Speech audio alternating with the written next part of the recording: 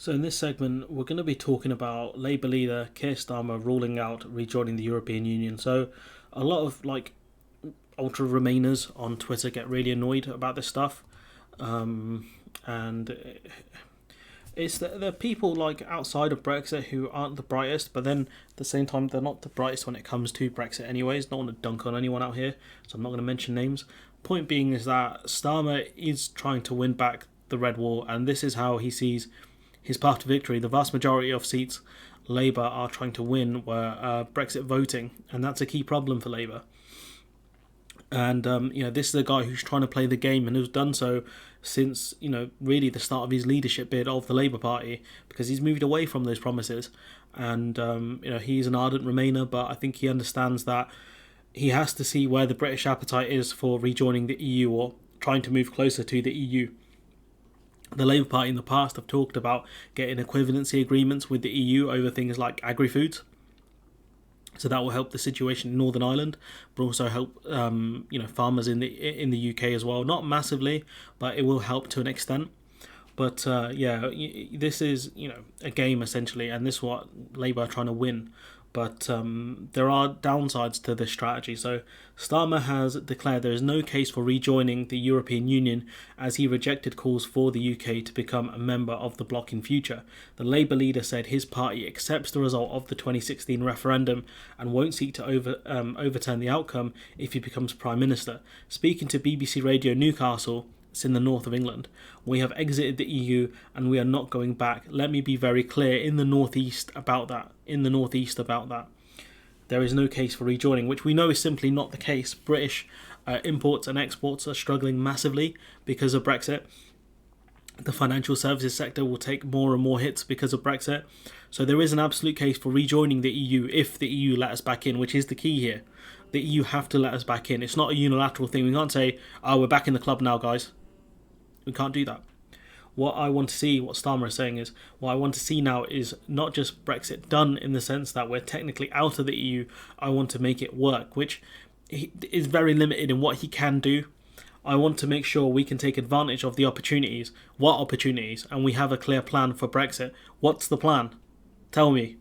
I'm waiting. You got Ian Blackford tweeting out, and obviously the SNP's goal is to win in Scotland and to get Scottish independence. They don't care about England. They don't care about Labour. Ian Blackford saying, we've exited the EU and we're not going back. There's no case for rejoining. So him quoting Starmer there. And then Blackford goes on to tweet, Starmer confirms a UK government would continue to impose Brexit on Scotland despite billions lost in long-term damage. Independence is the only way for Scotland to regain our place in Europe. So Ian Blackford's angle very clear here to people in Scotland who might want to vote Labour but are also Remainers, or rejoiners should I say, that voting for Labour will not help you. Is not the first time Starmer has ruled out Britain rejoining the European Union. He's previously rejected calls from MPs within his own party to reintroduce freedom of movement if elected. And, he's going off that kind of Lexiteer argument, I think, of cheap labour and all that nonsense. At least I hope he's not saying that. He says, I don't think there's a major scope for major renegotiation. I think if both the EU and the UK wanted to return to freedom of movement, I think that could happen. He said, when asked about Boris Johnson's trade agreement last year, it's thin, it's not what was promised, but whether we like it or not, that is going to be the treaty that an incoming Labour government inherits and has to make work, he said. Elsewhere in the BBC interview, Starmer confirmed he has received death threats, and that's because of Boris Johnson's quotes around Jimmy Savile. I'm not going to go into it too much because it's a load of nonsense. But he said the Prime Minister's slur fed into a right-wing conspiracy theory that has caused difficulty. Now, the reason why Keir Starmer has been so unequivocal, I think, in his stance of not rejoining the EU, not going back for freedom of movement and all these things, is not just to win over the Red Wall or win back the Red Wall. It's to not give the Tories any kind of leeway to attack them on, because Boris Johnson will happily lie. We've seen it.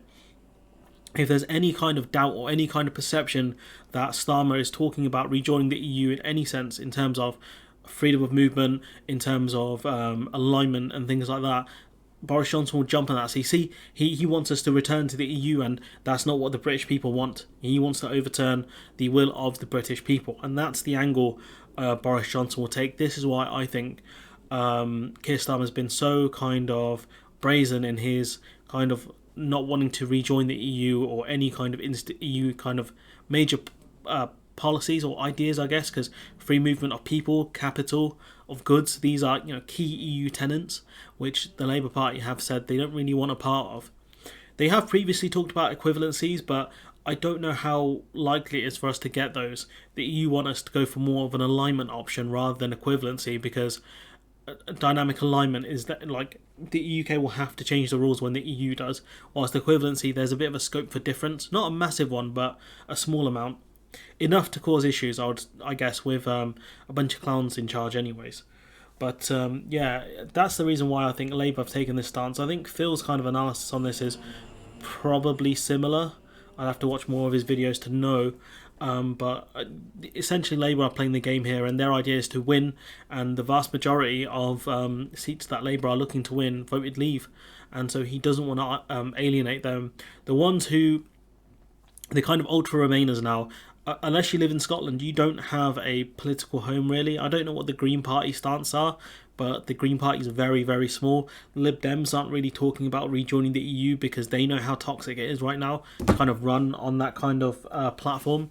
So yeah, the ones that are kind of ultra Remainers and don't care about much else rather than just Brexit, they're going to be upset by this. But I think the kind of majority of people may see this as kind of a ploy to just kind of shut this issue down, really. Shut the issue down of the EU, and once Labour are in power, they can figure out what to do from there. But a very cynical attempt to kind of just win voters back, I suppose, and kind of not give Boris Johnson the oxygen he needs to say, oh, look, they're the party of the EU, we're the party of Great Britain. They want to give away our control to Brussels, I want to keep our control here. We didn't take back control just to give it away again, me.